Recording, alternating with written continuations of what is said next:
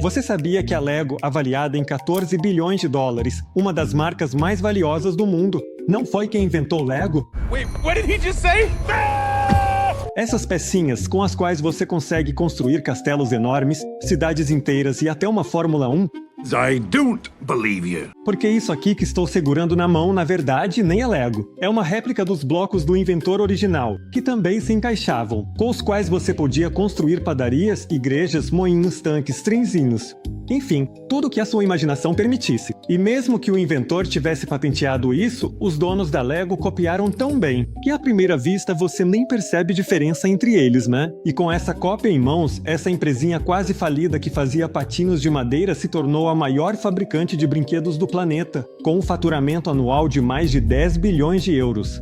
Bom, resta responder apenas uma coisa. Como é possível que entre todas essas bilhões de combinações, eu sempre acabe com a mesma casinha? Não entendo. Mas a grande pergunta é: Como foi que a Lego conseguiu isso, Philip? a história de uma das marcas mais conhecidas do mundo começa como um conto de fadas, só que sem a princesa encantada. Porque a vida e os negócios do marceneiro Ole Cork Christensen, o mais novo de 13 irmãos, de uma família pobre de fazendeiros, realmente não eram nenhum conto de fadas. Em sua pequena oficina em Billund, na Dinamarca, ele fabricava escadas, mesas e móveis para outros camponeses pobres da região, como ele não tinha uma boa distribuição. Não vendia em 130 países do mundo como a Lego vende hoje. Ele acabava limitando bastante o número de possíveis compradores. E além disso, os poucos clientes que tinha eram muito sensíveis ao preço, ou seja, ele nunca poderia ganhar muito dinheiro com eles. Fiquem atentos a essa combinação nos negócios. Assim vocês evitam muita dor de cabeça logo de cara. Então, não demorou muito ele também, e como verdadeiro cara de startup, ele tovou tudo. Não apenas uma vez, mas várias. E digo isso literalmente. Da primeira vez, seus filhos pequenos estavam brincando na oficina com fósforos, o que acabou incendiando toda aquela madeira e serragem. E foi tudo muito rápido. E antes que os bombeiros conseguissem apagar o fogo, a família Christensen perdeu absolutamente tudo, inclusive a casa onde moravam. Da segunda vez, Ole certamente ficou devastado por dentro, pois sua esposa faleceu e ele ficou sozinho para criar os 4 filhos. E a terceira vez foi quando chegou a grande crise econômica, e de repente quase ninguém mais se interessava pelos móveis que ele fazia. Mas como costuma acontecer, as melhores ideias muitas vezes surgem nas situações mais difíceis. Como Ole não tinha trabalho nem dinheiro para comprar brinquedos para seus filhos, ele começou a esculpir carrinhos, trenzinhos, ioios e vários bichinhos com rodinhas usando todos aqueles pedaços de madeira que sobravam. E como os meninos gostaram muito, It's nice. ele resolveu tentar vender para outras crianças também, começando um novo negócio, justamente para que mais pessoas comprassem. Ole criou a marca Lego, uma abreviação do dinamarquês Leg God, que significa brinque bem. E ele nem fazia ideia de que Lego, em latim, significa coletar. Mas não vamos nos adiantar. Então Ole e seus 7 funcionários começaram a focar na produção de brinquedos de madeira e poucos anos depois, já eram conhecidos em todo o país pelo seu artesanato de altíssima qualidade. Tudo ia bem, o negócio ia de vento em popa, o que poderia dar errado, né? No. Wait. E então veio uma força maior e, de novo, a oficina dele pegou fogo completamente pela segunda vez. Mais uma vez ele teve que se reerguer, reconstruir toda a fábrica do zero, mas pelo menos agora já tinha a marca, a reputação de especialista. No pós-guerra, em 46, ele buscava expandir ainda mais seu portfólio, o que o levou a uma exposição em Copenhague, onde comprou uma prensa para plástico moldado. Assim, eles não dependiam mais apenas da demorada produção manual de brinquedos de madeira. Agora podiam realmente escalar o negócio. Todos aqueles trenzinhos, carrinhos e bichinhos eram literalmente produzidos em massa, como numa linha de montagem. Além disso, começaram a fabricar também um trator de plástico em 2 versões. Tinha uma versão já montada e outra que você mesmo precisava montar. Foram vendidas mais de 100 mil unidades, mais do que em mais de 20 anos de produção dos patinhos de madeira, e de repente isso se tornou o maior sucesso da história da empresa. Mas Ole sabia que estava no começo de algo gigantesco, algo ao qual ele precisava dedicar mais atenção, experimentar mais.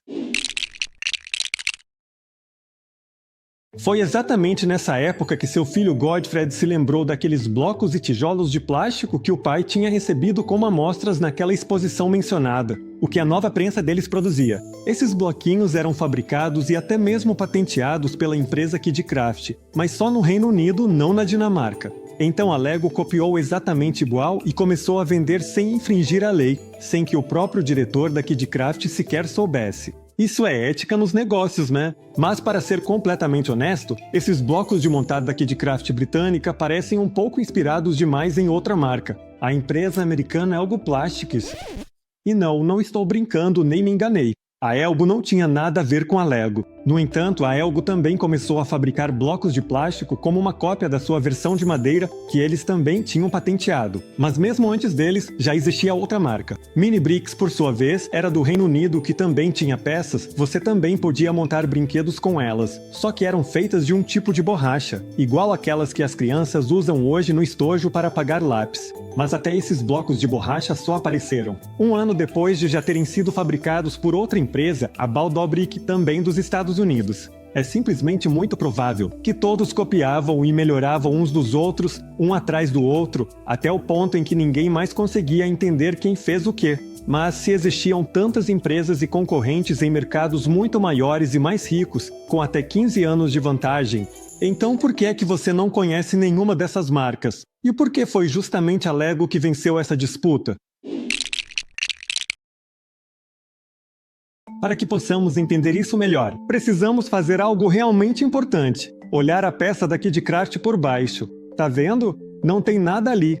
E por causa desse design, por ser oco por dentro, as peças nunca ficavam firmes, viviam desmontando. Então o filho do Olé ficou pensando e pensando nisso, até que teve uma ideia inovadora, esses tubos aqui. Graças a eles, os pinos de cima têm mais opções de onde se encaixar, e é por isso que tudo isso, comparado ao KidCraft, fica muito mais firme e resistente. Uma invenção tão simples e ao mesmo tempo tão importante. Not as easy as it looks, is it, son? E quando a Lego finalmente resolveu esse problema do design que se desmontava, é claro que eles patentearam isso em todo lugar, dos Estados Unidos, passando pela Europa até a Austrália, para que ninguém pudesse copiar a invenção deles por acaso. Right, yeah, of course. Eles registraram o pedido de patente em 28 de janeiro de 1958, e é justamente por isso que esse dia do ano é considerado o Dia Internacional do Lego. Eles comemoram um aniversário nessa data, mas antes que o escritório de patentes conseguisse aprovar tudo, aconteceu mais uma coisa importante. Eles tiveram um terceiro incêndio, de novo por causa da madeira, e novamente os prejuízos foram enormes. Are you kidding me? Essa foi a gota d'água, um sinal divino, de que eles deveriam abandonar os brinquedos de madeira e se concentrar exclusivamente nos conjuntos de construção Lego de plástico. Mas por meio dessa infeliz coincidência, eles chegaram à combinação vencedora de 3 peças que tornou o Lego que conhecemos hoje. Primeiro, eles tinham um produto único, escalável e patenteado. Segundo, eles puderam se concentrar muito melhor, ou seja, não dividiam sua atenção. Nem os recursos humanos, o espaço na fábrica, a publicidade, a inovação. Enfim, tudo entre brinquedos de madeira e de plástico montados e desmontados. E em terceiro lugar, que eles fazem tudo isso há muito tempo, há mais de 60 anos.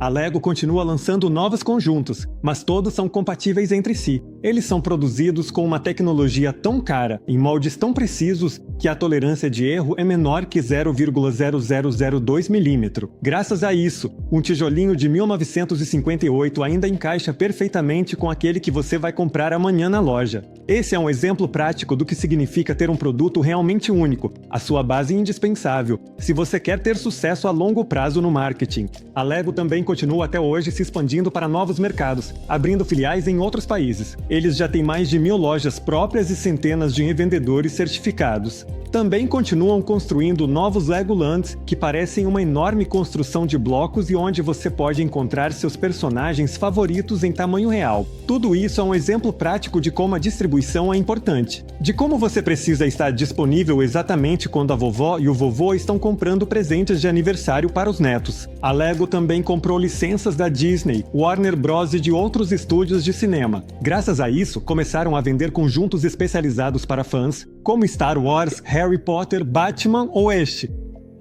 Minecraft. Analistas estimam que apenas este ramo pode gerar entre 1/3 e 2/3 das vendas anuais. Para você ver o peso que essa divisão tem para a Lego, colabore, aproveite os pontos fortes e as marcas dos outros, não queira fazer tudo sozinho, porque só você sabe o que é melhor. Eu sempre repito isso para vocês. Mas o que mais me alegra é que a Lego apostou tudo na criação de conteúdo, em contar histórias. Você nem precisa ir longe para ver exemplos, basta dar uma olhada no canal deles no YouTube. Eles já têm mais de 25 bilhões de visualizações lá, que conseguiram em 44 mil vídeos. Isso dá, em média, 560 mil visualizações por vídeo. Mas não são tutoriais de como montar os brinquedos. Eles têm lá desenhos animados normais, que você pode colocar para as crianças assistirem antes de dormir, programas de culinária, séries, paródias de grandes filmes famosos. Enfim, conteúdo valioso e envolvente. Eles acreditam tanto no impacto disso nas vendas, que a ex-vice-presidente de marketing da empresa disse: "Antes fabricávamos brinquedos, mas agora estamos virando empresa de mídia." Não é à toa que a Lego, com 20 milhões de inscritos, é o canal de marca mais assistido no YouTube. Isso, claro, se você não contar os vários influenciadores, músicos, produtoras, que me sigam, te liga pra essa tal de Lego. E quando a empresa já tinha experiência na criação de conteúdo, já tinha comprado licenças e confiança de que conseguiriam, eles resolveram encarar o maior desafio. Começaram a produzir filmes de longa-metragem. You're the special, and the prophecy states that you're the most important person in the universe. That's you, right? Yes. That's me. E olha que essa aposta realmente valeu a pena para eles. Só o primeiro filme Lego arrecadou mais de 470 milhões de dólares nos cinemas. Falando no linguajar dos marqueteiros, eles convenceram dezenas de milhões de pessoas a pagar de 5 a 10 euros pelo ingresso, só para assistir durante 1 hora e 40 minutos a um grande comercial, com bonequinhos amarelos e quadrados. Esse filme é um exemplo maravilhoso de quando você não é aquele intervalo comercial chato e entediante, aquela pausa em que o público vai ao banheiro ou na cozinha pegar alguma coisa para comer. Seja também o motivo pelo qual as pessoas ligam a TV, se inscrevem no canal ou até vão direto ao cinema. Comece a criar e compartilhar, e eu te prometo que isso vai te levar a lugares que você nem imaginava que existiam. Um monte de novos clientes vai te descobrir, você vai aprender um monte de coisas, vai viver muitos momentos incríveis. Mas mesmo com quase $500 milhão arrecadados nos cinemas, a Lego não parou por aí. Eles ainda foram tirar mais leite da vaquinha. Por exemplo, quando lançaram o Lego Movie 2, eles criaram um kit próprio de Movie Maker, onde você montava um set de filmagem normal, gravava cenas e fotos no celular e depois, em um aplicativo simples, editava, adicionava efeitos e lançava seu próprio filme, que você podia enviar para amigos e família. Ou seja, eles não só fizeram você comprar o ingresso de 10 euros, mas também o kit de 50 euros, com o qual você ainda cria de graça uma propaganda para o produto principal deles. Então, só por esse exemplo, você já pode imaginar como eles pensam. Como uma empresa que fabrica brinquedos de madeira e que pegou fogo 3 vezes se tornou uma das marcas mais valiosas do mundo. Mas se eu tivesse que dizer se um ótimo conteúdo também tem algum lado ruim, se eu tivesse que apostar em alguém que com certeza não está feliz com isso, seriam as pessoas da Shell, uma das maiores empresas de petróleo do mundo.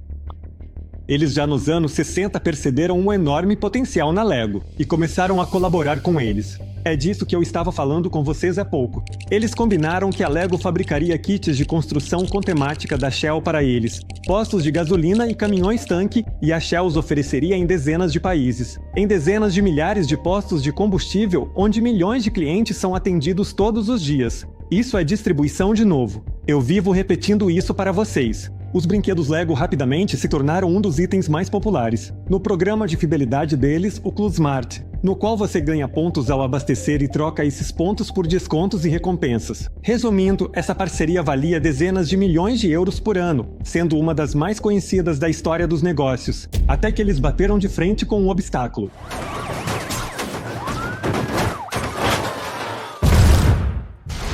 Quando a Shell anunciou sua intenção de extrair petróleo no Ártico, levou uma baita bronca de todos os ambientalistas, liderados pelo Greenpeace. Eles compraram 120 quilos de Lego, construíram uma paisagem de gelo e gravaram um vídeo mostrando ela sendo coberta por petróleo. E como 50% de toda a atmosfera é uma boa trilha sonora, colocaram uma música melancólica chamada Everything's Not a Vesome, para tocar junto com essas imagens. Everything is awesome. Everything is cool when you're part of a team. Everything is awesome when you're living on a dream. Isso virou um viral enorme não só nas redes sociais, mas também na mídia do mundo todo. A Lego primeiro tentou se esquivar, não sabia como reagir, diziam. Greenpeace, não nos envolva nisso. Bom, era realmente muito dinheiro. Mas, de novo, é difícil resistir ao poder de um conteúdo de qualidade e valor. Eles mesmos deveriam saber disso melhor do que qualquer outra marca. A pressão social que surgiu foi enorme. Foram organizadas petições online e protestos nos Legolands, e no final a empresa cedeu. Especificamente quando o diretor deles anunciou que não renovariam mais a parceria, mesmo sendo tão vantajosa. Mas eles merecem respeito por não só cumprirem seu compromisso, mas também por continuarem firmes nele até hoje. Awesome!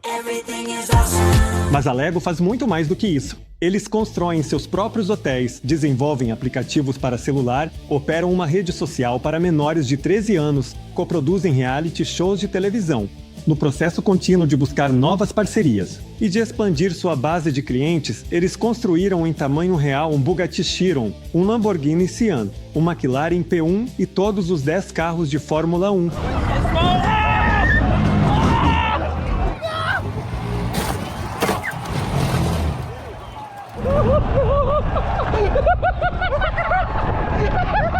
Cada uma delas é composta por 400 mil peças e pesa cerca de 1,5 toneladas. Isso é o dobro do peso de um carro de Fórmula 1 de verdade. Mas pelo menos, você não vai levar multa por excesso de velocidade. A velocidade máxima é de 20 km por hora. E tudo isso foi criado por profissionais experientes da República Tcheca. 26 construtores especialistas levaram 22 mil horas, ou seja, meio ano de trabalho. Desde 1978, quando a Lego perdeu a patente daqueles tubos internos. O sistema deles já foi copiado mais de 30 vezes. Muitos concorrentes, desde marcas pequenas que já nem existem mais até as maiores empresas, como Hasbro, Mattel, Nintendo ou Walmart, gostariam de abocanhar um pedaço desse bolo deles. Claro que a Lego, que surgiu como um clone de outro produto, processa todos eles por isso. Um pouco irônico, né? Os concorrentes, claro, nessas audiências dizem: deve ser um engano. Não queremos abusar de ninguém. Mesmo que todas essas cópias se encaixem perfeitamente com o Lego verdadeiro, como se fossem originais. Mas o escudo mais forte da Lego, que permite à empresa se defender tão bem de toda a concorrência, a sua arma mais poderosa, graças à qual eles faturam muitos bilhões de euros todo ano, o motivo pelo qual conseguiram crescer 10 vezes nas últimas 2 décadas, é a sua máquina de marketing que funciona perfeitamente bem. Uma combinação de marca e produto, parcerias, distribuição e conteúdo envolvente. Mas não importa o quanto você esteja indo bem, quando achar que é invencível, nunca se esqueça de que nada é mais velho do que o sucesso de ontem. É exatamente por isso que você não pode se acomodar. Até o maior gigante pode tropeçar. Venha conferir um caso desse tipo no vídeo sobre o enorme escândalo que aconteceu com o famoso KFC na Europa.